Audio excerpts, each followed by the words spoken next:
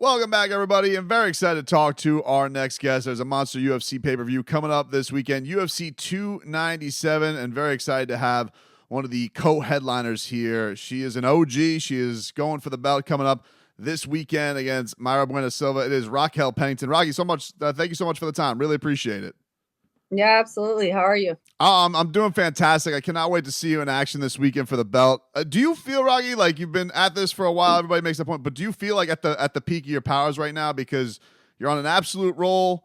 Has something clicked, I guess, throughout all this winning streak that has made you feel like you can't be stopped right now? 100%. I feel like everything has truly aligned. Like, I'm a huge believer in embracing the journey, and I've failed in that aspect a few times. And, my journeys look completely different. This is my second time up for the world title. The first time, like, it just wasn't my time. And it's as simple as that. But as a person, like, I feel like I've just tremendously grown as a person, as an athlete. And, like, the universe just has a way. Like, life has come together. I always say, you can go to the gym and freaking do all the work, take all the vitamins, eat all the food. But if your head and your heart ain't right, it doesn't matter. And my career has had a lot of like ups and downs with it. And I've been through some things that most people would have quit on, but I kept climbing. And throughout it, it was like a big thing for me that I preach to everybody is you just need to have fun and maximum effort. That's it. And like, I always complicated that in different aspects. And now that I've just kind of reset, like I'm having fun and it's showing, and everything else in my life is fully aligned. And so it just plays a huge, huge part. What was there? Can you point to a moment or something that like what was, I guess, maybe the point where you're like, I'm going to be more loose. I'm not gonna get on myself and be so hard on myself. Like, what was the moment, or was it just a steady growth when you got to this point? It was multiple moments, you know what I mean? Like, I mean, I sat here and I went into a huge fight with Misha Tate. I had a torn right shoulder and it was just like, oh gosh, but like my pride and my ego wasn't going to let me pull from that. It was a huge event. The first time that UFC was in New York, like there was so much going behind it. And then after that fight, I went into a long layoff, had total major reconstructive surgery, came back into the highest profile fight of my career with the first world title. Lots of medical issues, all kinds of stuff going on, went into another fight, missed weight for the first time in my career. Like nobody's going to be more critical than I have been on myself. And it was just one thing after another, but I kept doing things. And finally, one day I was just like, all right, I absolutely hate the way I feel as a person. I hate the way I'm being as an athlete. Like none of this is fun. I just hit a dark, dark point. And, I was at crossroads. You have one way to go or the other.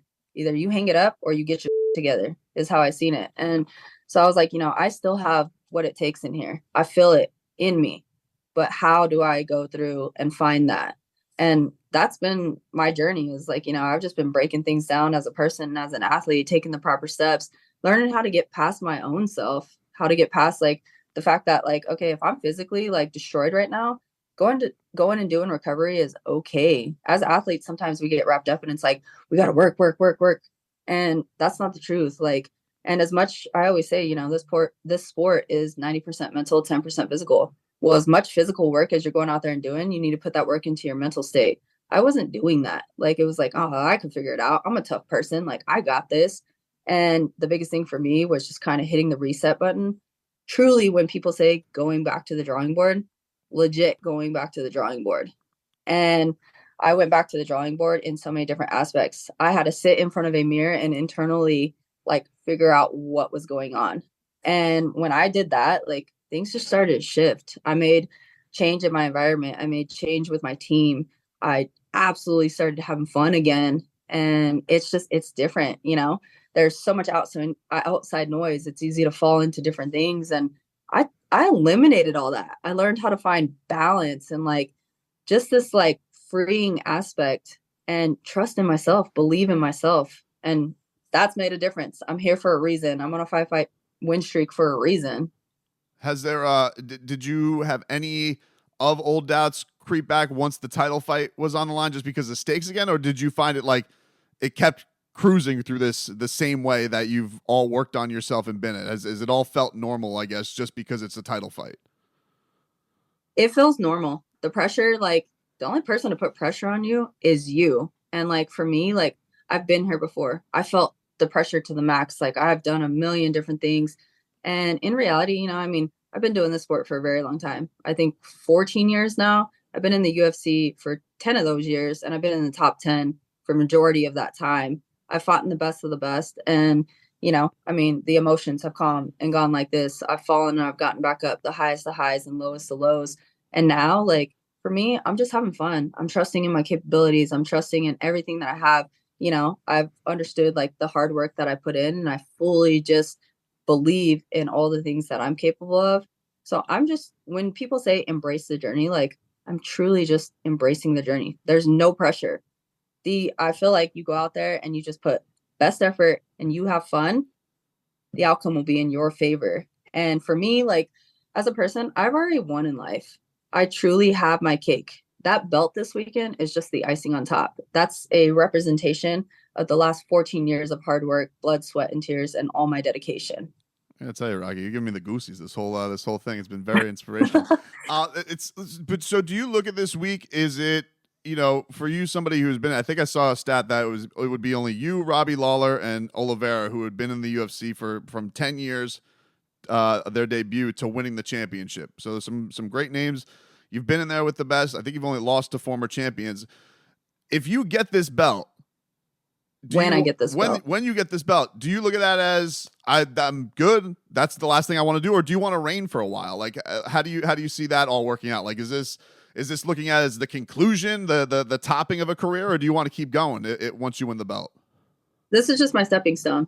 This is just walking into my greatness, embracing my greatness, and getting that respect from the rest of the world, and showing like exactly all my hard work and whatnot, and just being that champion. But I feel like to also be a true champion, like you got to defend the belt a few times at least.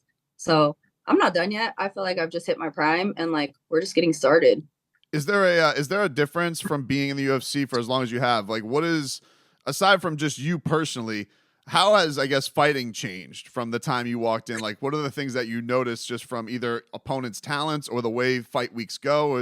What is the biggest change you've seen in the sport? Fight week's still the same, still crazy as ever, lots of obligations, things to do, whatnot, deal with all the outside noise and, the hype of everything or whatnot. But as far as like the sport, I mean, when I first came into the sport, male dominant sport to the max. Now, I mean, you have so much talent. You have multiple women's divisions. You have younger generations coming up of all this incredible talent. Like, it's just really cool to see. I remember back in the day, I was like, I started the sport and I fought a few of the same opponents twice because there wasn't any competition. Like, there wasn't many women out there. And then now, it's just like, oh my gosh. But I remember being that girl and I was like, I'm gonna be one of the first women in the UFC. And people literally laughed at me, like laughed in my face. And I'm like, you guys don't understand. Like, I don't know how it's gonna happen, but one day it's gonna happen. And then that door started to open, and here comes Ronda, and Dana changes his mind, and like the avenue was there. And then the first, Ultimate Fighter was my division. And, I went through everything that I had to and was one of the first women to ever sign to the UFC. Like, I don't know. I'm just that type of person that when I put my mind to something, and once I make up my mind, it's game over.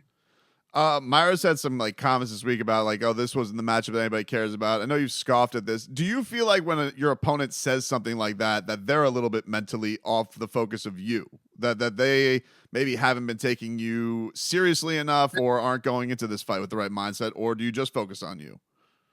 Listen, my biggest thing is focus on me, because at the end of the day, all I have is control over that, right? But as an athlete, like I feel like I've been an athlete since I was 5 years old. I've played every sport. And I feel like there's always, it doesn't matter what the competition is. There's always a healthy level of respect towards your opponent, towards the other team, whatever it is.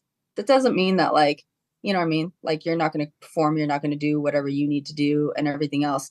But I believe you need to respect, because they're there for a reason. This girl, all the things that I keep hearing about her saying and whatnot, like I feel like she doesn't have that respect level figured out. So she's going to figure that out the hard way. I feel like Mayra's done what she's needed to get into the UFC, and she's here for a reason. She's going to be a challenge. She's going to be tough. She's going to bring a fight, right? But I feel like she's still very green. And that's where her downfall is. I feel like she's very much so into the noise and worrying about, I keep hearing that. Like, she's like, oh, they're not going to care. Like, I got to talk all this stuff. I got to do this. I got to do that.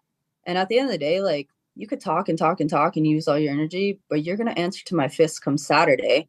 And right now you're so worried about hyping up something. I'll tell you what, people are going to watch. They're going to watch whether you talk or not. Like, sorry, the TV's on, people are tuned in. Like, there's so many people out there who love the women's fights. Like, at the end of the day, like, I feel like her mind is just, I don't know. She's honestly, I feel like she's in her own delusional little world. Good for you. You fully believe in yourself, or you're saying whatever. But the thing for me is, like, I love psychology and stuff. And like, I just really feel like insecurities are loud and confidence is silent. And you're doing a whole lot of talking. Can't wait to watch it this weekend. Raquel Pennington, go get UFC 297. I can tell you my interest is very high in seeing you this weekend, Raquel, and it'd be really, really awesome if you do get that belt. When you get that belt, I can't wait to see this. Good luck this weekend. Thank you. All righty, all the best.